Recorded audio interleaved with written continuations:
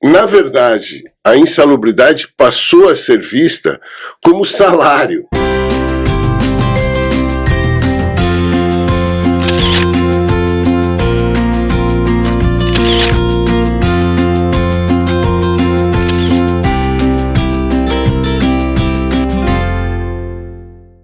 Bom, pessoal, estamos aqui para mais um episódio do nosso MedLexCast e hoje nós vamos falar sobre insalubridade, um tema muito importante e um tema que preocupa muitas empresas.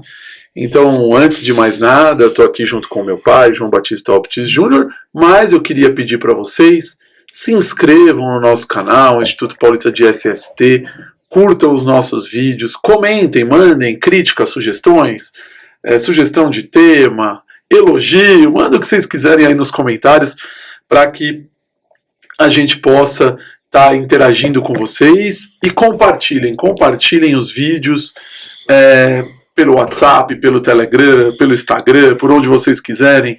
Mandem o link dos nossos vídeos para pessoas que possam se interessar por esse conteúdo e que ainda não conhecem o nosso canal. E a gente está aqui então para mais um episódio. Esqueci, ativa o sininho, né? Ativa lá o sininho do YouTube para quando tiver um episódio novo, vocês receberem a notificação de que ele já está disponível. É muito simples, pessoal. Está assistindo aí, é só apertar lá, curtir. Você não vai perder nada, não paga nada para isso. E para a gente é muito importante que vocês curtam e compartilhem os nossos vídeos, porque é isso que faz com que a gente consiga manter o nosso canal ativo, trazendo um conteúdo para vocês gratuito, atualizado e que possa contribuir aí no dia a dia de vocês. Então, vamos ao que interessa. Passar a palavra para o meu pai, para ele dar um oi aí para vocês, a gente começar a falar um pouquinho sobre insalubridade, um tema muito importante. Olá, pessoal. O Neto já antecipou, hoje nós vamos tentar discutir sobre insalubridade e por que insalubridade, né? Porque parte-se daquela premissa que o que é insalubre. Eu acho que essa definição é a primeira coisa a se fazer e eu gostaria de fazer definir e não definir semanticamente a condição legal, definir insalubridade de uma forma muito mais simples. O que é insalubre? Insalubre é tudo aquilo que não é saudável, ou seja, tudo aquilo que possa trazer de alguma forma prejuízo à saúde do indivíduo. Lembrando sempre, e isso é fundamental, lembrando sempre do conceito de saúde dado pela Organização Mundial da Saúde. Qual é o conceito? Saúde é o bem-estar físico e social. É o completo bem-estar físico, mental e social e não ausência de patologia. Acho que isso é fundamental. Que a gente possa, para começar a falar em salubridade, é bem-estar físico, mental e social. E não ausência de patologia. E aí a gente tem aqui uma questão importante, né, sobre essa questão de insalubridade. A gente brinca e fala assim, se você for pensar no âmago da coisa, né, no conceito, você ter um adicional de insalubridade é um absurdo. Sim, isso é o que eu sempre... É um absurdo não no sentido de você falar assim, tem que pagar, não tem que pagar, não. É você falar que é possível uma empresa expor um trabalhador a um risco que possa lhe causar uma doença e você pagar 10, 20 ou 40% sobre um salário mínimo para essa pessoa de indenização, né, de adicional de insalubridade. Então eu estou te expondo lá um ruído acima do limite e eu te pago um determinado valor. Eu estou te expondo a um agente químico que é cancerígeno e eu te pago um determinado valor. Eu estou te expondo a vibração que pode te causar uma lesão osteomuscular e eu te pago um valor. Se você for pensar no sentido da insalubridade, ela é um absurdo. Ela deveria ser uma condição, no máximo, temporária.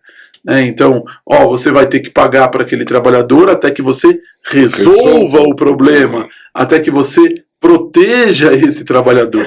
Então, assim, uma jabuticaba, né? Uma coisa brasileira, e que a gente não... Se você for pensar do ponto de vista de prevenção em saúde e segurança do trabalho, é um absurdo. E mais do que isso, Neto, que eu acho que aí a gente chega no cúmulo do absurdo, trabalhador, sindicato, brigar para receber insalubridade. E não para eliminar o risco. Isso eu acho assim, ó, de um absurdo fugaz. E o pior, a gente vê isso dentro das empresas. Então, a empresa tinha um determinado agente, aí ela implementa alguma medida, sei lá, ela usava um determinado óleo de origem mineral e ela passa a usar um óleo de origem vegetal, ou ela implementa um EPC, um equipamento de proteção coletiva e tal, e aí ela fala assim, agora eu vou retirar o adicional de insalubridade. Não e é uma guerra. É uma guerra, porque não, eu quero continuar recebendo. Exato. Agora, isso tem um histórico, Neto. Eu acho que aí eu me permito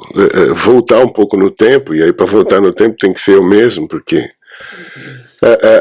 em função das nossas idades, é assim, ó, o adicional de insalubridade, quando se começou, quando a portaria 3214 lá em 78 instituiu, quando em 88 a gente começou com a nova Constituição, em 94, quando se falou em programa de saúde ocupacional, na verdade, a insalubridade passou a ser vista como salário. Ou seja, era uma complementação. Muitas empresas, à época, já traziam dentro do padrão salarial dela a insalubridade incluída para que não se tivesse discussão jurídica sobre isso. E muitas empresas também falam que vai dar um aumento e aí vou incluir o adicional. Vou incluir o adicional de insalubridade. E pior, senhores, eu posso dizer que vi, com esses olhos que a terra um dia há de comer, eu vi empresa negociando insalubridade assim, ó, a gente passa a pagar insalubridade. Mas peraí, a gente passa a pagar insalubridade sem conhecer nem se ela existe, primeiro. Segundo, a gente passa a pagar insalubridade como se isso fosse uma recompensa salarial. Sim. Ou seja, eu me proponho o que eu acho pior, eu me proponho a comprar a tua saúde. Lembra da definição da OMS, em suaves prestações baseadas em salário mínimo, e você, pior ainda, ou o teu representante legal, que é o caso dos sindicatos, passa a vender a tua saúde, porque muitas vezes a gente diz assim, ó, não, é um indivíduo. Não é um indivíduo. Muitas vezes isso aconteceu em negociações sindicais. Vamos instituir a insalubridade. Só que aí você via no acordo coletivo que aquilo não vinha com o tempo, vinha como colocado lá. Então, quer dizer, sim, a hora que eu coloco num acordo que eu estou pagando a insalubridade, eu não preciso fazer mais nada. Se morrer, morreu, eu já comprei a tua saúde, está tudo certo. Não, na verdade é assim, ó, pode-se até fazer isso como uma forma de pecuniar, porque a finalidade, a doutrina trazida pelo adicional de insalubridade era um pecúnio capaz de subsidiar se o indivíduo precisasse de algum tratamento médico, de alguma coisa em função da atividade, que já é um absurdo. Agora, pior do que isso, se colocava num acordo coletivo que iria se pagar o adicional. Gente, eu vou pagar o adicional por quanto tempo? Não instituía. Aí, quando se resolvia, por exemplo, um problema, não se trazia para a mesa o motivo pelo qual se pagava o adicional. Se trazia assim, tem que pagar o adicional porque eu acho que aquele setor tem muito ruído. Tá, mas o que eu vou fazer para diminuir esse ruído? Nada.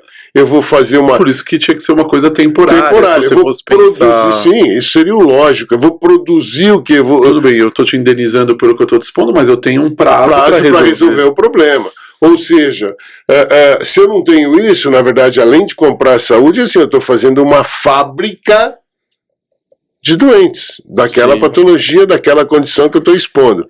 E aí, o que eu acho que é fundamental é que aí, como tudo no Brasil, e é uma tendência de brasileiro, me perdoem, mas é uma tendência de brasileiro olhar para o próprio pé, a sociedade nunca viu isso como um problema, porque, não, isso não é problema, não, isso daí é o setor tal que paga.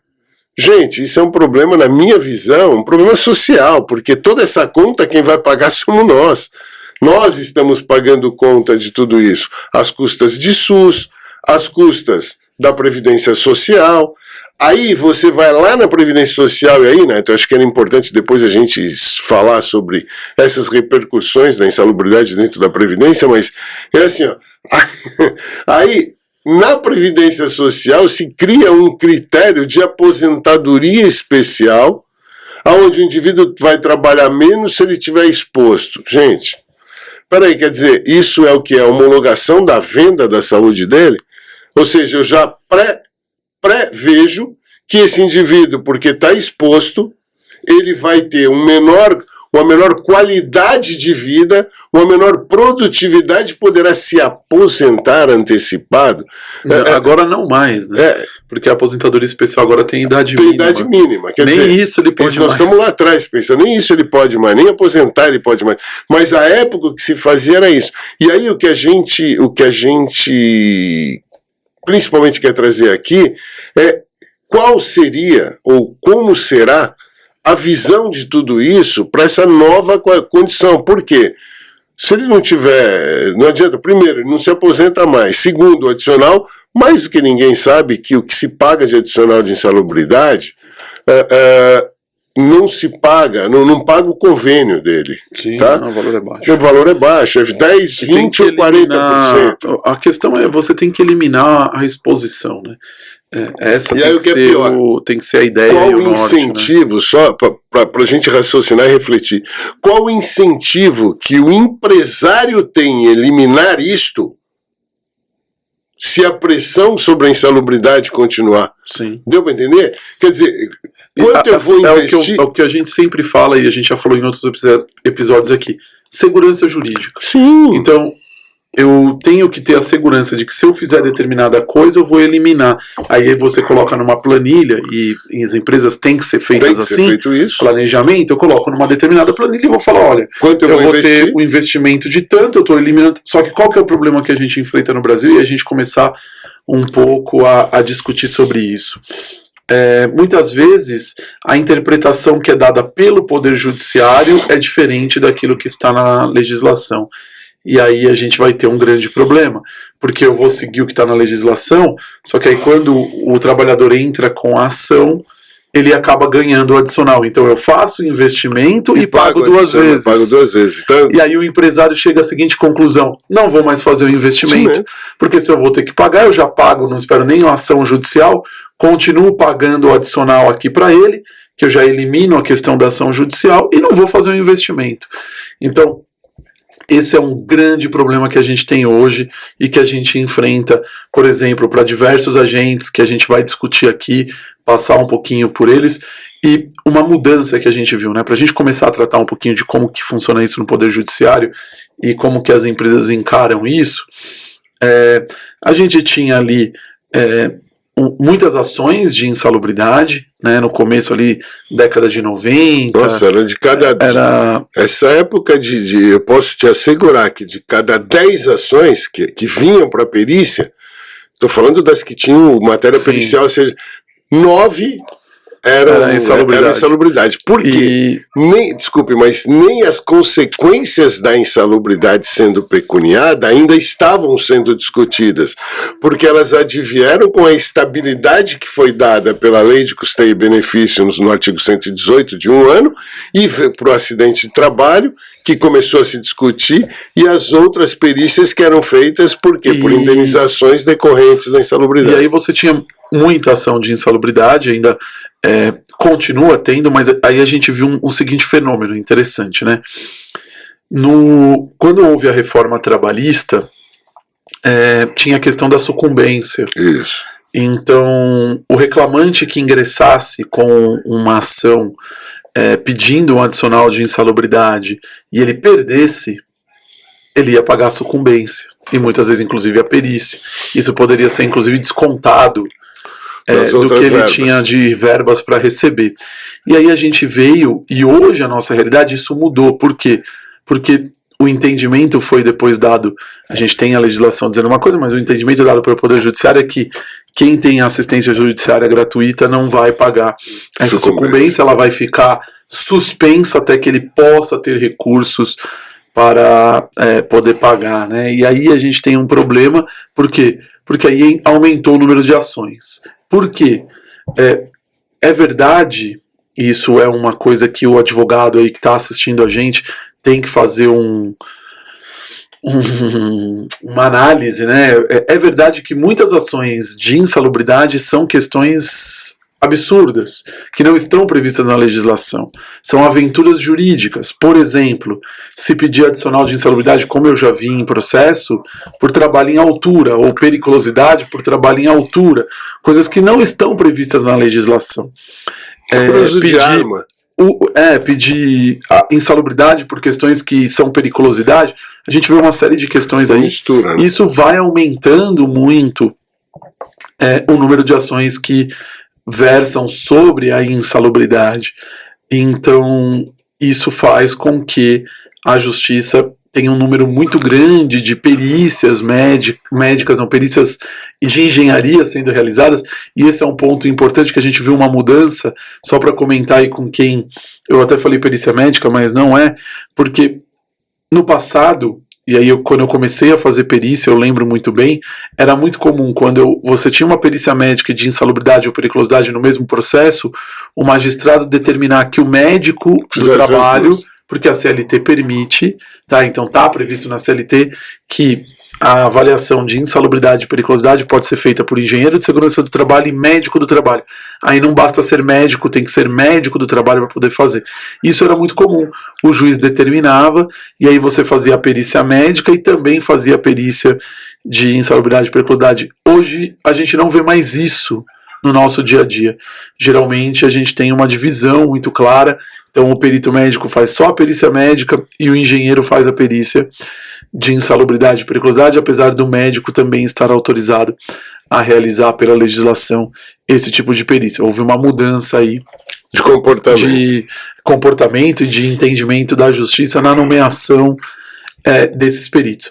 Mas fato é que a gente então teve um decréscimo após a reforma trabalhista, e isso foi em número de todas as ações, e a insalubridade ela foi afetada nesse sentido, e agora a gente vê um aumento, um novo boom aí de ações que envolvem a questão da insalubridade. E aí a gente tem que lembrar que a base de tudo, né, das ações de insalubridade é a NR15. Sem dúvida. Né, porque existe uma súmula do TST, para quem está assistindo a gente, depois procurem aí na internet, não saiam do vídeo, né? Abre a abinha do lado aí, não vai sair do vídeo para procurar, né? Você vai lá e olha lá, súmula 448 do TST, ela diz que o que está previsto na NR15 é um rol taxativo. Qual que é a diferença entre você ter um rol exemplificativo e um rol taxativo? O rol exemplificativo ele vai trazer ali exemplos, né? E aí você vai poder fazer aplicação por analogia, você vai ter uma aplicação ali por similaridade, você vai ter outros tipos de aplicação na hora de fazer a análise da insalubridade. No caso da insalubridade, o TST já pacificou o entendimento de que a avaliação ela deve ser considerado o que está previsto na NR15 como um rol taxativo. Ou seja, está na NR15 vai ser considerado insalubre, não está na NR15 não é considerado insalubre. E aí a gente ainda vê diversos, inclusive alguns peritos colocando, para mim de forma equivocada, por exemplo, o uso de... Isso tem mudado também, né? Os peritos, a gente começa a ver que os peritos têm mudado isso, mas alguns ainda colocam. Por exemplo, o uso de produtos químicos que tenham álcalis cáusticos serem considerados insalubres, quando a legislação lá, a NR15, diz que a insalubridade é para fabricação e manuseio de álcalis cáusticos, e a justiça já entendeu que isso é para pessoas que trabalham na indústria primária, quem lida com a matéria-prima e não com a aplicação pelo consumidor. Então, esse tipo de coisa, esse tipo de entendimento, ele é muito importante, e aí que vem a questão da segurança jurídica que a gente estava falando, que eu acho que é a principal dificuldade hoje da insalubridade. É o quê? O empresário ele precisa saber se ele tem que pagar ou não tem que pagar. O problema é que ele às vezes não paga, e quando chega lá, o perito aplica a norma de forma equivocada, no meu entendimento, ou elastecendo o conceito que está ali na NR15 e imputando uma insalubridade numa situação que muitas decisões judiciais já dizem que não é insalubre. E um dos maiores exemplos é, para mim, essa questão do álcali cáustico em produto de limpeza. Já há um entendimento pacificado nos tribunais que não se enquadra numa situação de insalubridade o uso de produtos de limpeza que contenham álcalis cáusticos. Mas se a gente pegar laudos periciais, a gente vai ver diversos peritos que continuam aplicando e dizendo que essa situação é insalubre. E a gente tem o contrário também, né, que é a questão da limpeza. O que é a questão da limpeza? Banheiro público. Coleta de lixo. Então, como a gente disse na NR15, eu tenho ali diversos anexos da NR15, cada um tratando de um agente diferente, né? E eu sempre falo, para vocês terem uma ideia, a gente tem, para ficar mais fácil para vocês entenderem, a gente tem agentes que a gente fala que eles são qualitativos e outros que são quantitativos. Toda vez que na NR15 estiver escrito limite de tolerância, a gente está falando de um agente quantitativo. Porque se tem limite de tolerância, a legislação entende que há limites seguros de exposição. Então eu preciso quantificar para saber se o limite foi ultrapassado. Tá? Quando a gente tem agentes que não têm limite de tolerância, nós estamos falando de uma avaliação qualitativa. Eu não preciso medir o agente. A existência e a exposição do trabalhador àquele agente já é suficiente para a caracterização da insalubridade. E o anexo 14 ele trata de agentes biológicos e um dos itens lá está falando de coleta de lixo urbano, né? E aí a gente, com essa coleta de lixo urbano, a gente viu uma série de ações na justiça ao longo do tempo discutindo se faxineira ou quem faz limpeza de banheiro teria direito ao adicional de insalubridade. Alguns peritos, e aí aquela questão que eu falei de fazer analogia, né? Alguns peritos falando também que a limpeza do vaso sanitário entraria num outro item que tem lá no anexo 14 da NR15, que fala de esgoto. Só que quando ele fala de esgoto, ele fala de tanques de esgoto, ele não fala do vaso sanitário. E aí algumas pessoas começaram a utilizar ali isso por analogia, né? Que é vetado e não deveria ser utilizado dessa forma. Mas fato é que a gente tem nessa súmula 448 que diz que é um rol taxativo, ela também diz que banheiros públicos ou de grande circulação de pessoas também caracterizam, para quem faz a limpeza, exposição a agente biológico que dá direito ao adicional de insalubridade. E aí a gente começa a ter alguns problemas. Primeiro, qual é a definição de banheiro com grande circulação de pessoas? Essa definição não está clara, é interpretativa. Sim. 10 pessoas, ou 15, centenas, 20. Ou milhares. Porque quando ela equipara banheiro público ou com grande circulação de pessoas, para mim, um banheiro que mesmo que ele não seja público, mas ele tem uma grande circulação de pessoas, ele tem que ser equivalente a um banheiro público. Um banheiro público está falando em centenas e milhares de pessoas que passam diariamente. Então, mas volta naquele ponto que a gente estava falando, insegurança jurídica. Eu não sei o que é, eu não sei como fazer, eu não sei como interpretar, e aí eu não sei se eu tenho que pagar ou não. E aí o empresário fica refém dessa situação. Não, e mais do que isso, ele fica refém de uma indefinição. Porque quando ele tem uma empresa de segurança, medicina do trabalho, ou ele tem todo o SESMIT dele dentro da empresa, e o SESMIT chega para ele e fala, olha, aqui eu acho que vale a pena a gente investir, usando o princípio da boa-fé. Vamos investir e eliminar esse fator insalubre. Ele vai dizer, quanto custa isso? X. Sim. Quanto custa eu pagar o adicional para 3 pessoas? Y. E sempre, e obviamente, isso não é nem a condição de se achar que ele está certo ou que ele está errado. Empresa é o que a gente sempre briga. Claro que empresa foi feita para dar lucro, porque o dia que ela não der lucro, não tem por que ela existir. É melhor fechar. Então, eu acho que essa insegurança jurídica está gerando, dentro desse tema adicional de insalubridade, o adicional, não a insalubridade como um todo, dentro do adicional de insalubridade, um desestímulo a resoluções que são resoluções que realmente tutelam e, sobretudo, fazem o quê? A proteção do trabalhador. Medicina do trabalho é, por definição, medicina preventiva. Não adianta eu lá no PCMSO diagnosticar alguma coisa que com pouco investimento poderia ter sido resolvida aqui na frente com o quê? O diagnóstico que é feito que é obrigação e é feito pelo SESMIT e que poderia resolver e com isso tirar ou minimizar a condição total de doença daquele fator gerador. Sim. E mais do que isso, que se esquece, sobretudo, e que aí é um tema para a gente até depois discutir dentro de um podcast, é assim. Nós estamos falando de uma relação capital-trabalho, mas a repercussão disso não é só capital-trabalho.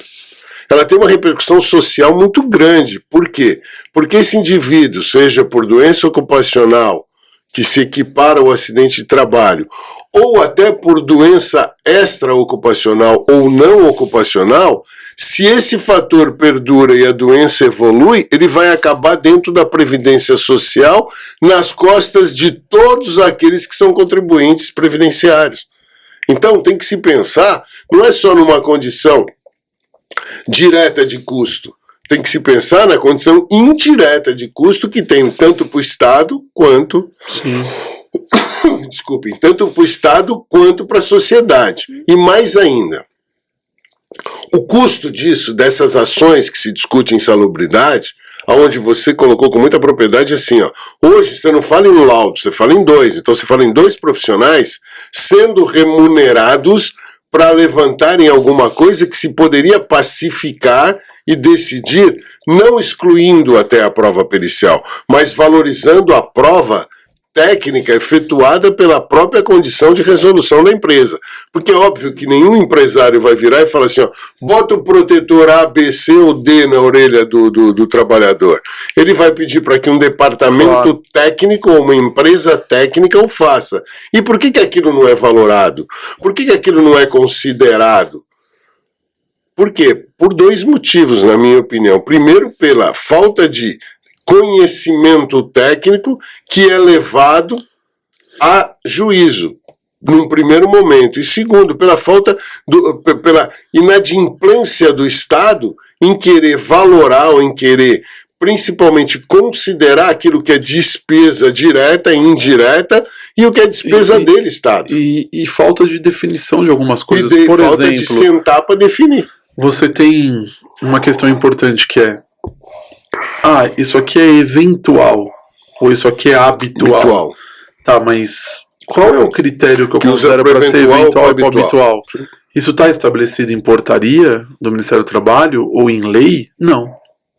Até existia uma portaria que trabalhava com essa questão, só que ela foi revogada e a gente não teve uma substituição. Então, fica muito no critério, um critério muito subjetivo. E muito pessoal. Que vai depender do profissional que está analisando. Muito pessoal. E aí vai para essa insegurança jurídica. Por quê? Porque às vezes o engenheiro que atua dentro da empresa, que pensa é o que presta serviço, ele fala assim, olha, isso aqui é eventual, então não caracteriza. Aí o perito na hora da... Não, isso aqui é habitual.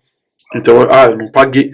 Então, é esse que é o grande problema. Porque é isso que as pessoas têm que entender. O problema não é pagar, o problema é você resolver e você ter planejamento. Porque você tem a certeza que quem paga esse custo todo somos nós. Somos nós. Porque o empresário vai pegar e vai colocar no preço do produto, vai embutir ali no custo dele, na hora dele fazer a planilha, para chegar no preço do produto dele para ir para o mercado, né? Então, esse é o famoso custo Brasil que a gente fala, né? É o custo da insegurança da gente não ter essas coisas bem definidas. É o custo, né, se me permite, da falta de vontade de resolver. Porque há que se pensar, e acho que isso é a principal reflexão, a quem isso favorece? Por que interessa não resolver? Existe uma série de coisas que quando a gente olha e vê, quem tem experiência fazendo perícia, a gente sempre, muitas vezes eu paro e digo assim, mas isso aqui estava resolvido, por que se trouxe isso à baila de novo? Agora, a quem interessa trazer? Quais as causas que fazem trazer? Eu acho que nem levando em consideração, o advogado também não entra com a ação para perder, porque ele também não tem vantagem em perder. Então, eu diria assim, será que a falta de conhecimento disso chegar a quem é o operador do direito? Será que isso é falta de vontade do próprio Estado em resolver para que ele não seja utilizável, não seja utilizado e utilizável? Enfim, eu acho que essas reflexões são importantes. Por quê? Porque enquanto não se faça ou não se busque uma definição de alguns conceitos subjetivos e que trazem insegurança jurídica, por mais segurança que você queira dar de um lado com acórdão ou com qualquer decisão, ou Sim. até vão sair vieses nisso. Então a gente tem esse cenário hoje da insalubridade no Brasil. Algumas pessoas dizem até que existe uma indústria da insalubridade, né? Então a gente tem essa questão importante a ser discutida, a ser analisada. Fato é que o que estabelece quais são os agentes que vão gerar o direito ao adicional de insalubridade está lá na NR15, então qualquer um de vocês que quiser estudar mais sobre esse assunto vai ter que ler a NR15. A NR15 também diz que o pagamento do adicional de insalubridade cessa ou com a sua eliminação ou com a sua neutralização. Então, eu tenho duas formas de cessar o pagamento do adicional de insalubridade. Seria através da cessação por eliminação do agente. Isso pode ser feito ou por mudanças no processo produtivo ou por medidas administrativas, tá? E ele também pode ser cessado pela neutralização do agente, através de EPI e EPC, tá? Então, só para dar alguns exemplos para quem está assistindo a gente de medidas administrativas que podem ser adotadas, vamos falar de ruído. Então, ruído, eu falo que o limite de tolerância para ruído é 85 decibéis para uma jornada de trabalho de 8 horas. Se você entrar no anexo 1 da NR15, ele vai estar lá. Tem uma tabela, tem ruído, né, valores aqui, intensidade e tempo de exposição. Uma medida administrativa que eu posso ter, vamos dizer que na minha empresa eu tenho ruído de 87. Para 87, se eu trabalhar 8 horas a 87, a situação é considerada insalubre. Só que se eu trabalhar 4, o limite de tolerância para 4 são 90. Então 87 está abaixo de 90.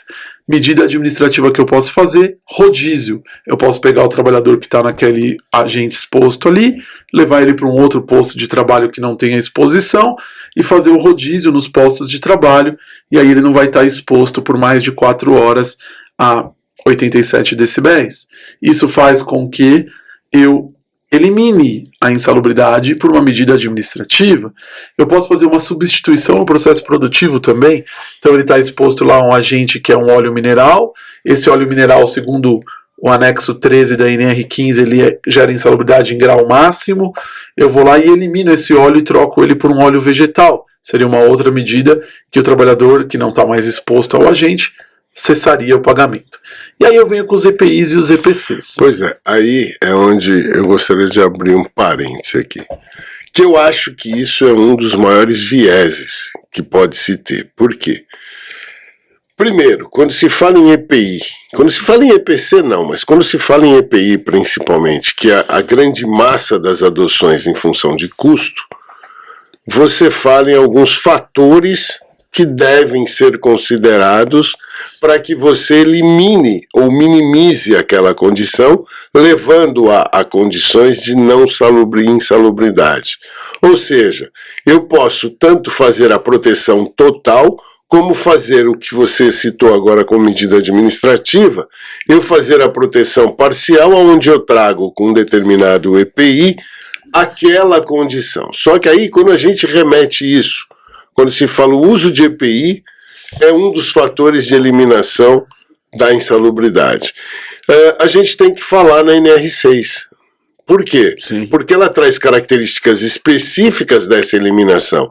E aí ela fala em orientação da efetividade da proteção. Aí ela fala em orientação, fornecimento e fiscalização. Falar em fiscalização é o principal viés, na minha opinião. Por quê? Não adianta, isso está provado no dia a dia, até na condição de trânsito da cidade, de qualquer cidade. Eu não tenho que falar em fiscalização. Claro, a fiscalização tem que existir, mas principalmente eu tenho que falar no convencimento. Convencimento de quem? Do próprio trabalhador. E aonde entra o viés? Aonde entra o viés? O viés entra exatamente naquilo que a gente discutiu anteriormente, onde o trabalhador começa a ser convencido que interessa para ele, para receber 10, 20 ou 40%, não utilizar o EPI da forma adequada, ficar exposto ao agente para que ele possa receber isso. Quer dizer, aí é o pico dessa situação toda que a gente está discutindo. Sim. Por quê? Veja, o trabalhador não vai cooperar, não vai com a cooperar proteção. com a proteção, ele não quer. A proteção para ele passa a ser um problema. Por quê? Se eu usar a proteção adequada, porque ele não tem essa visão, ele não consegue, não está convencido de que a saúde dele não vai ser comprada com aqueles valores que estão sendo pagos, que não vale a pena. Não vale a pena. Será que vale a pena ser surdo? Ficar surdo depois de um tempo? Depende de quem você é casado, mas vale a pena você ficar surdo depois de um tempo para você recebendo 10, 20 ou 40%? Vale a pena eu ter uma doença crônica muitas vezes em função de receber aquele adicional naquele momento? Tudo é o convencimento.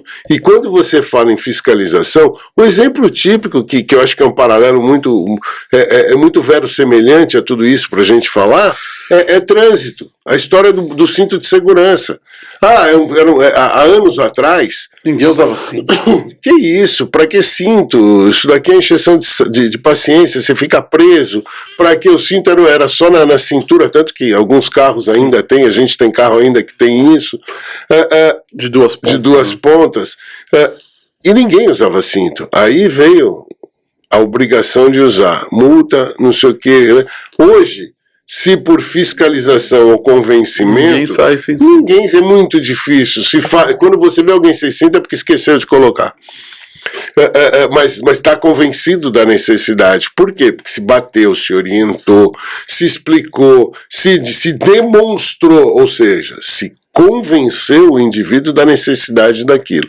Ao passo que quando a gente fala, e aí trago a verossemelhança, a essa condição da necessidade, quando é impossível eliminar o risco, ou o EPC não é efetivo para aquilo, quando se fala nisso, se restringe a um convencimento, aspas, se restringe a uma fiscalização. Sim. Fiscalização essa que aí se atribui ao SESMIT, que se atribui à condição de segurança da própria empresa. A minha grande colocação nisso, que eu acho que é a reflexão maior, é assim, na minha modesta opinião, esse é o principal viés. Qual é o principal viés quando você fala naquela condição que não pode ser eliminada, que se necessita, que é obrigatório o uso de EPI? É o convencimento. É o convencimento e a retirada do interesse econômico daquele indivíduo. É o convencimento dele do seguinte, amigo, não é o que você está ganhando que vai salvar tua condição econômica e nem te tornar mais rico ou mais pobre. Agora, é ele que vai te impossibilitar lá na frente e vai te trazer, inclusive, prejuízos econômicos na hora que você cair numa previdência social, aonde você vai ter dificuldade, perícia, receber tudo aquilo que a gente sabe que é oriundo de uma doença, da tutela do Estado. E nem com tudo isso financeiramente vai te trazer de volta a saúde, o bem-estar físico, mental e social. E esse é um ponto importante quando a gente fala da NR6, né, de EPIs, essa questão de treinamento, fiscalização e fornecimento. E tem duas partes aí que a empresa geralmente falha. No fornecimento, a gente tem um problema na documentação em relação ao fornecimento. Tá? Esse é um ponto muito importante. Por quê? Porque não basta fornecer, a gente tem que fazer o registro, esse registro de forma adequada, registro que tem que ter assinatura ou identificação de que o trabalhador recebeu o EPI, qual é a data, o CA do EPI fornecido, né? Para quem não está habituado com isso que está aí assistindo, todo o equipamento de proteção individual ele só pode ser considerado um equipamento de proteção individual para fins de reflexos aí trabalhistas do que a gente está discutindo, se ele tiver o famoso certificado de aprovação, que é conhecido por CA. Esse certificado de aprovação é um certificado que diz para o que aquele EPI foi aprovado, que ele foi testado em laboratório e se disse que ele tem capacidade de proteção, tá? Todo EPI tem um número de CA, o certificado de aprovação ele tem um número, e aí de acordo com esse número você consegue acessar no próprio site do Ministério e fazer a consulta. E é importante que a empresa, na hora de fazer a compra do EPI, ela verifique se esse certificado está válido e principalmente se ele serve para o que você está comprando ele. Porque não adianta nada, ele está exposto a um agente químico e eu compro um EPI que não é adequado para aquele agente químico. Ou a luva, né, que eu acho que é o exemplo melhor. Sim. Você compra uma luva, a luva é luva, então tá, você dá uma luva de raspa. Para um cara que precisa de luva de raspa. Às vezes é pior, o cara compra a luva de raspa para agente químico, aí a luva fica embebida, aí ele fica, em vez de ele ter um contato eventual com a gente, ele passa a ter contato todo o tempo. Então precisa ter, e aí tem um profissional para verificar essa questão, tá? A questão da validade do certificado, ele tem que estar válido na compra, não no uso. Isso tem uma portaria do Ministério do Trabalho que fala sobre isso. O que eu quero dizer com isso? Vamos dizer que eu vou comprar hoje um certificado de um EPI. Quando eu vou comprar, o certificado de aprovação daquele EPI tem que estar válido na hora da compra. Aí vamos dizer que eu vou usar aquele EPI depois de 1 ano e não tem mais um certificado válido. Segundo a portaria, não tem problema. Se na compra tenha. Por isso que é a importância da questão de nota fiscal, para você saber quando comprou, quando não comprou. Hoje a maioria dos sistemas são informatizados e isso fica mais fácil de controlar. Tá? Mas a gente então tem que ter essa questão do registro. Muitas empresas pecam nisso. Na periodicidade de substituição, vou dar um exemplo. Protetor auricular. Hoje, a maioria dos peritos na Justiça do Trabalho entende que ele tem que ser trocado, o plug, né, aquele de silicone, tem que ser trocado a cada 90 dias, no máximo 120 dias. É muito comum a empresa, e quanto que custa esse plug? É muito barato. Só que aí o que acontece? O trabalhador vai lá e fala, não, mas o meu ainda está funcionando, não preciso trocar. E a empresa não faz a troca.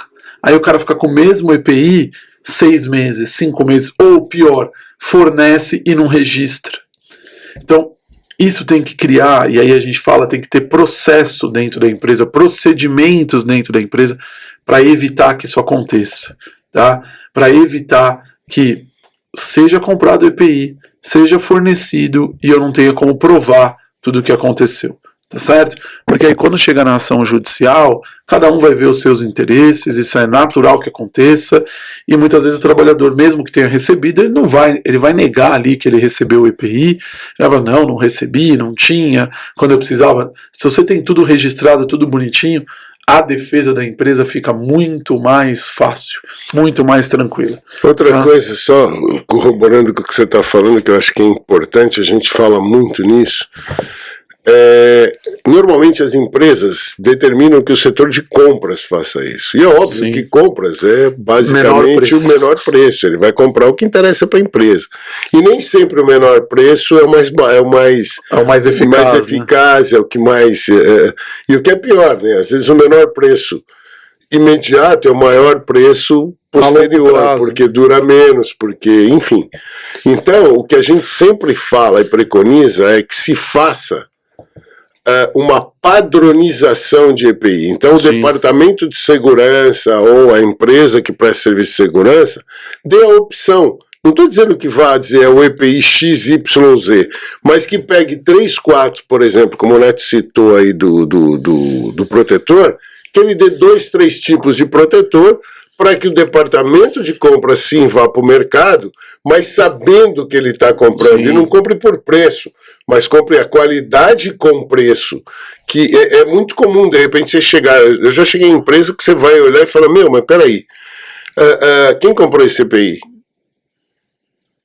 Não, foi o departamento de compra. Quando você vai olhar, é um EPI que já chegou a acontecer de não ter nem CA. Nem é um EPI. Nem é um EPI, na verdade. Mas ele comprou por preço e por desconhecimento comprou técnico, uma luva, né? Comprou, é a história da luva. Então, acho que isso é muito importante, que o departamento técnico da empresa, ou a empresa que presta serviço, participe e gere a chamada padronização. Dar várias opções de luvas, que tem muitas no mercado, mas que tem a mesma finalidade e a mesma qualidade. Aí sim, compra, vai para o mercado e faz a oferta que ele quiser, faz a pesquisa, faz leilão, faz tudo que ele quiser para diminuir custo, mas custo com qualidade. Sim, e aí a gente tem então essa questão do fornecimento, treinamentos, os trabalhadores eles têm que ser treinados sobre o uso do EPI, tá? Esse treinamento a norma não diz periodicidade, você tem que dar esse treinamento, é legal fazer uma reciclagem de vez em quando, mas fato é que ele tem que ser treinado, tá? É muito comum a gente ver trabalhador usando EPI de forma inadequada ou não usando da forma correta, e isso pode gerar até risco de acidentes, e além da questão da insalubridade. Então é importante que eles sejam orientados quanto ao uso. E aí passa por aquela questão do convencimento, do uso correto, guarda, o manuseio do EPI, a limpeza do EPI. Às vezes, dependendo da atividade, o EPI acaba sendo sujo, né? Tem sujidade ali no EPI, então precisa disso. São questões importantes que a gente precisa estar levando em conta. E além de toda essa questão, a gente tem a fiscalização. E aí esse também é um outro problema da empresa na fiscalização, porque a gente vê muitas vezes as empresas não documentando que fiscalizam, então fica difícil a prova. Tem que haver um procedimento interno, tem que haver alguma coisa que eu consiga demonstrar como que é feita essa fiscalização. E aí, diante disso, pode ocorrer ou não a neutralização da exposição ao agente insalubre. E a gente tem que sempre, geralmente quando a gente fala de insalubridade, a gente comenta sobre a diferença para periculosidade, né? Porque são conceitos totalmente distintos. Insalubridade, como a gente já falou, é uma questão da saúde. A periculosidade seria aquela condição de um evento único que pode levar a uma lesão, uma alteração na integridade física do trabalhador ou até a morte. Sim. Tá? Então, as pessoas confundem muito esses conceitos, e aí a ideia seria essa: a gente tem que pensar na insalubridade como algo que a pessoa vai ter um prejuízo ao longo do tempo, e a periculosidade numa situação de evento único. É agudo e crônico, né? Pode ser de forma aguda ou pode ser de forma crônica. E aí, no caso da periculosidade, o que estabelece o que é perigoso é o que está previsto na NR16, então a NR15 trata de insalubridade, a NR16 de periculosidade. E aí, nessa questão, é interessante a gente comentar sobre também uma certa insegurança que existe na interpretação e no dia a dia, sobre a definição daquilo que a gente comentou de eventual e assim por diante, né? São vários os problemas que a gente vê o empresário enfrentando, e é bom a gente trazer quais são as principais situações que a gente vê de dificuldade aí em relação a tudo isso. Quando a gente fala de insalubridade, um dos principais agentes que são caracterizados como insalubres, acho que são dois, né? O que a gente vê muito na prática é ruído, acho que talvez ele sendo um dos principais, e a gente vê muito também a questão dos agentes químicos, tá? Principalmente os qualitativos. E aí a gente esbarra num problema da justiça que a gente tem que comentar, né? Que é a questão de como quem vai pagar muitas vezes a perícia vai ser a parte sucumbente, e fazer análise quantitativa é caro. Tem custo e custo alto. Tem custo e custo alto, e ninguém vai bancar isso. A gente vê pouca análise, muitas vezes, de insalubridade desses agentes quantitativos, né? Geralmente fica mais restrita a questão do qualitativo. Por que a gente vê bastante insalubridade de ruído, avaliação de ruído? Porque aí o custo é mais baixo. O próprio profissional pode ter lá o seu dosímetro e ele no momento da perícia fazer. E aí tem um grande problema que a gente acaba vendo, eu queria comentar com eles, que é a questão da dosimetria de ruído, a questão do tempo de realização da dosimetria de ruído. Sim. É muito comum, até estava fazendo um caso semana passada sobre essa questão, o que a gente vê, infelizmente, muitas vezes a dosimetria, teoricamente, ela tem que considerar todas as atividades feitas pelo indivíduo. Por que a gente faz dosimetria de ruído? Durante toda a jornada. Porque o ruído, ele tem variação ao longo do tempo. Porque se for um ruído contínuo, teoricamente eu não tenho que fazer dosimetria. Se eu fizer uma medição pontual, eu já vou estar pegando o ruído de toda a jornada. Quando a gente faz dosimetria, é porque esse ruído vai variar ao longo do tempo. E quando é em relação ao ruído, além dessa questão da variação, eu tenho a questão da proporcionalidade. Porque lembra que eu falei que o ruído, a gente tem a questão do tempo de exposição? Então eu preciso saber, ele foi exposto a 90 decibéis. Por quanto tempo? uma vez, e aí quando eu vou fazer a dosimetria, muitas vezes tecnicamente não é respeitada essa proporcionalidade. Então eu faço 30 minutos de dosimetria, ou 40 minutos, que é o que a gente vê mais nas perícias, só que durante esses 30 minutos, 40 minutos, o trabalhador fez o quê? Em quem se colocou o dosímetro? Ele tem uma proporcionalidade representativa da jornada de trabalho dele ou não? Porque isso pode mudar totalmente o resultado. O resultado final. Então, essa é uma das coisas que a gente mais vê e mais se impugna em laudos e mais que ainda, avaliam. Quanto tempo o perito fez essa dosimetria? Sim, porque se ele não ele pode até fazer por um período menor, desde que ele respeite a proporcionalidade. A proporcionalidade. Então ele vai fazer aquilo extrapolar uma condição de tempo de jornada.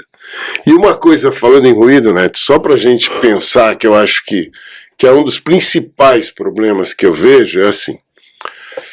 Entendo eu, nós estamos falando tecnicamente, que quando você fala em ruído, o fator determinante da existência ou não da necessidade de pecuniar, embora seja contrário, o adicional, que é isso que no judiciário acaba sendo questionado, é o tempo que o indivíduo teve exposto. Ponto.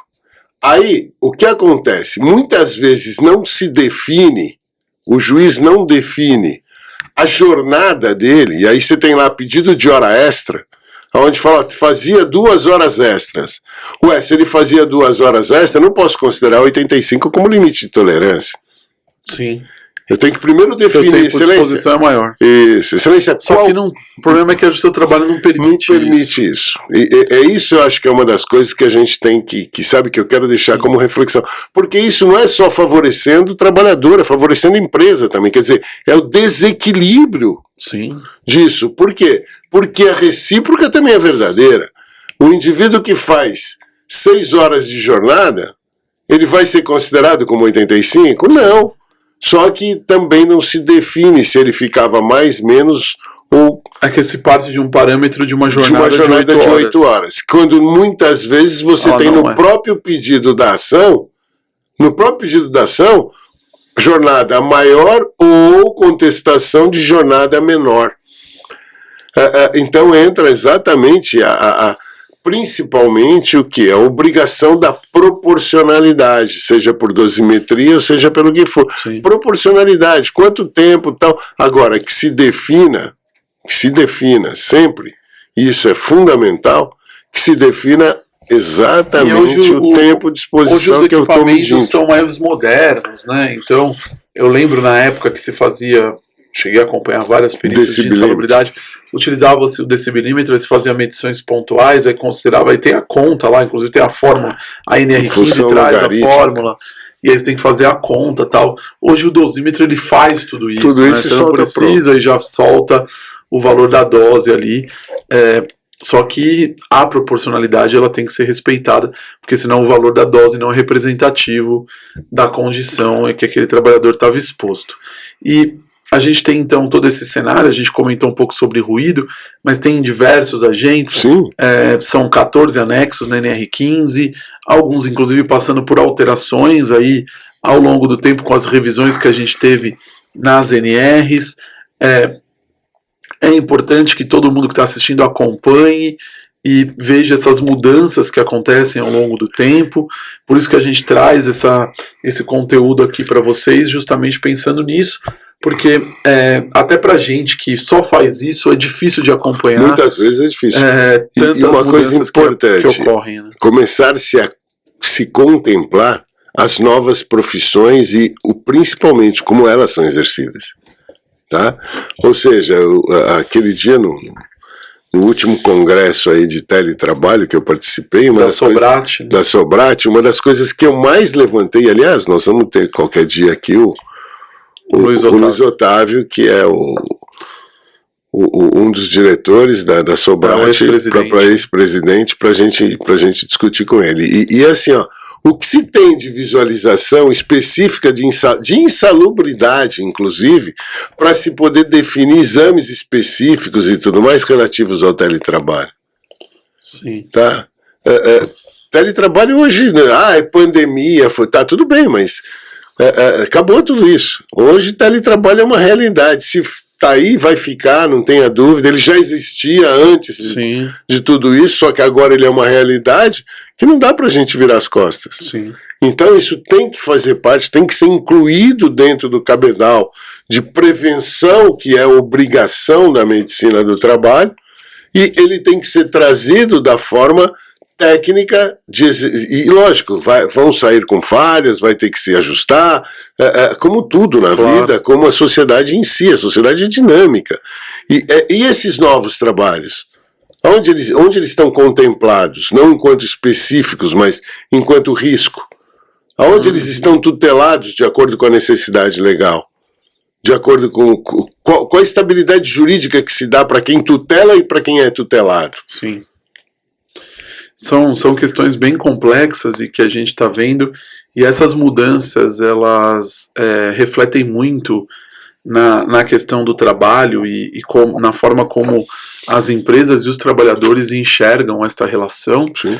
E a tecnologia ela está aí, a gente tem que aprender a lidar com ela e tem que adequar, né, a relação a esse tipo de situação. Mas além de tudo isso, e aí esse que é o grande X que a gente queria trazer aqui para vocês e trazer a discussão, é a questão de como o Poder Judiciário também enxerga tudo isso. Sim. Porque no final, e eu vejo algumas pessoas falando assim, o que importa é o que está na norma.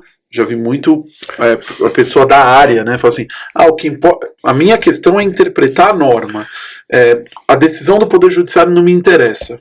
Bom, se você pensa desse jeito, você está dizendo para a empresa o seguinte: olha, eu estou fazendo uma coisa de acordo com o que eu entendo da norma e eu não sei o que vai acontecer amanhã.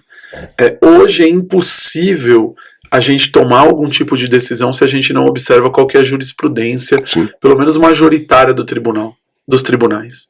Porque as nossas decisões elas vão acabar muitas vezes na Justiça do Trabalho. Aí não adianta nada, eu tomei a decisão com base na norma, só que eu perco todas as ações na Justiça do Trabalho. E desestimula, inclusive, investimento e prevenção. Então não faz sentido isso. E aí a questão, por exemplo, que eu acabei de falar, coleta de lixo em banheiro público. Então, coleta de lixo em banheiro público hoje é meio que pacificado. Então a gente tem que verificar como que é esse banheiro. Se for, às vezes tem que indicar, olha, é melhor você pagar o adicional. Ou não, eu quero discutir na justiça, ok. Mas o empresário ele já está ciente daquele risco. Acho que essa que é a nossa grande função, e esse é um ponto que a gente sempre gosta de colocar, né?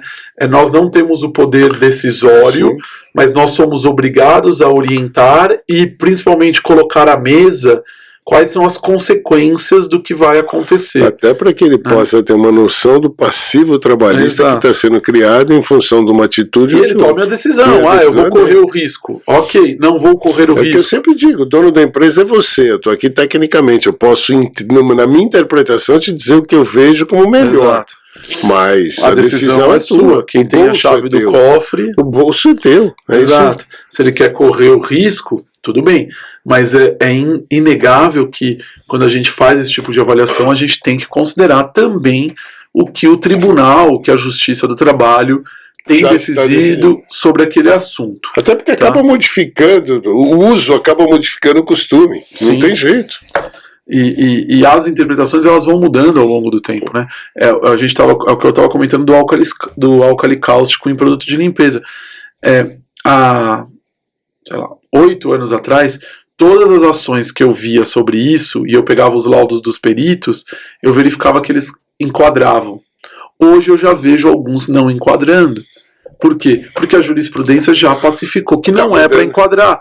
E aí os peritos começam a mudar. Está mudando o costume, o uso já mudou. Exatamente, está mudando a interpretação, porque ele fala, olha, eu estou enquadrando aqui, mas o tribunal ali está revertendo. Está mudando. Está mudando, então ele começa a mudar. Aí entra naquela discussão, tem alguns que acham que não, que o perito tem que manter, porque tecnicamente é uma coisa, juridicamente é outra.